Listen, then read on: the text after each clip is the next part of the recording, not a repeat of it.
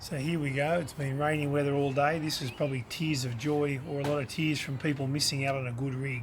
LC80, the customer's had it for 25 years, and so virtually since it was new. I think it was a year old or something like that. So he's looked after it, had extractors on it, and of course still not enough torque over years of using it like that. Upgrade it to a turbo, get some air into it and do like we've been doing for a very long time. So you can have a bit of a look down the turbo system there. The heat shield goes back on. Everything sort of gets kept as original as possible in there. Stainless steel braided lines, turbos tucked away down in there.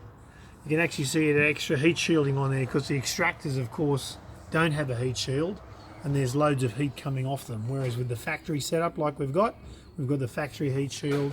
No heat's really getting radiated beyond normal levels. Did the injectors on it as well. That's usual stuff that we go through too on these things, particularly when they've done a bit of mileage. It's really actually only a baby. It's done a couple of 100,000 kilometres.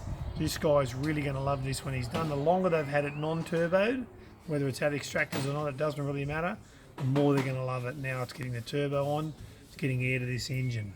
Great engine, turbo on there. Things done safely, lasts a long time. Turbos are safe for diesels when they're done properly, that's all we can say. You can get more of this information if you keep watching our YouTube channel, Facebook, or get on to berrimadiesel.com. You can find out some more info about turbocharging your diesel. We do them here all the time. Here's another one going out the door. Another happy customer we know will be going for years and years and years in these vehicles that are getting close to vintage now. They're very, very old. So great job done. I'm Andrew from Berrimadiesel.